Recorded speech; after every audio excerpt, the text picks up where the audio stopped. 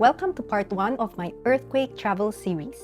If you are traveling to earthquake-prone countries like Japan, Taiwan, or even here in the Philippines, this series is for you. This first episode, I'll share simple things you can do before your trip and the important things to check as soon as you arrive at your hotel.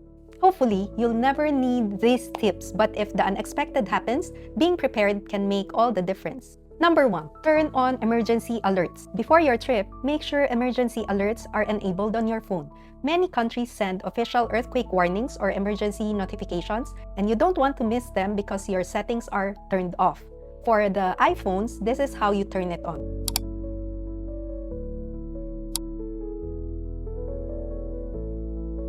Number 2, save important emergency information. Save the local emergency numbers or bookmark the country's official emergency information website before your trip.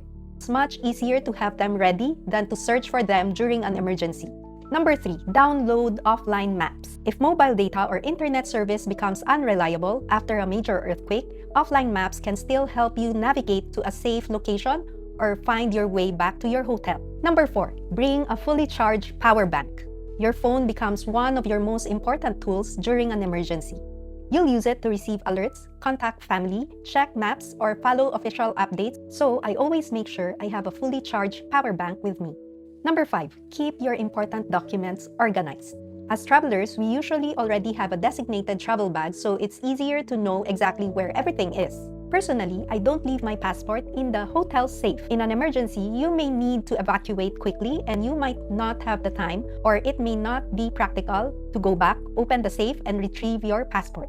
Since your passport is your most important travel document when you're abroad, I prefer to keep it with me whenever I leave the hotel in a secure bag that stays with me. The same goes for your wallet, prescription, medications, and other essentials. Keep them organized so you can focus on getting yourself to safety instead of wondering where everything is. Number 6, bring enough prescription medication. If you take maintenance or prescription medication, consider bringing a few extra days' worth in case transportation or services are temporarily disrupted. Number 7, carry a whistle. This is something I personally do every time I travel.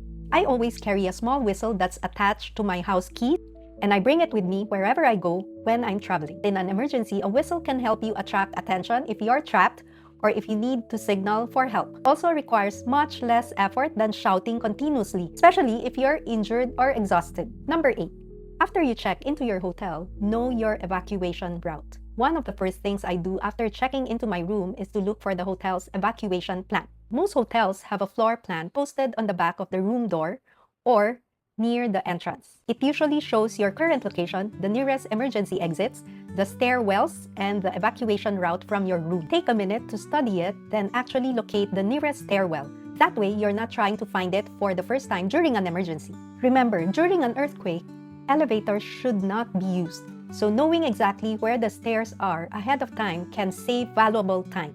If anything isn't clear, don't hesitate to ask the reception staff.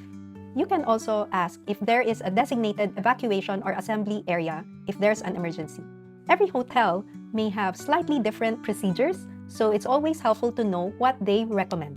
Number 9, familiarize yourself with the area around the hotel.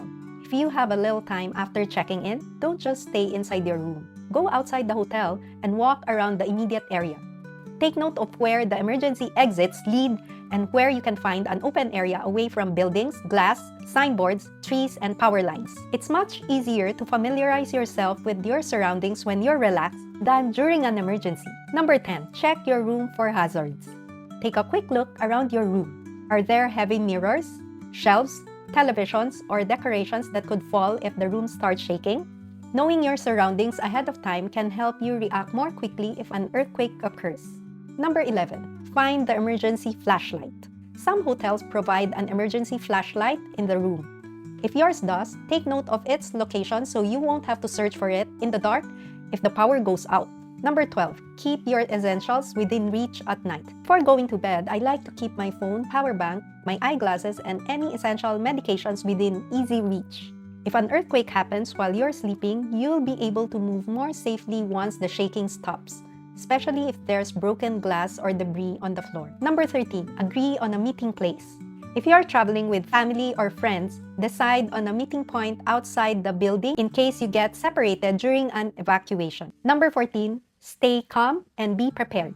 Hopefully, you'll never have to use any of these tips. But spending just a few minutes preparing before your trip and after checking into your hotel can help you stay calm and make better decisions if the unexpected happens. In part 2, we'll talk about exactly what to do if an earthquake happens while you're inside your hotel room, what actions you should take immediately and what you should avoid doing, and some of the most common mistakes travelers make. We'll also cover what to do if you're outdoors on public transportation near the coast or what to expect after the shaking stops in the next parts of this series. Save this for your next flight and share with someone who loves to travel, and follow for more travel tips, travel stories, and little things that can make your trip a bit smoother. Safe travels, and I'll see you in part 2.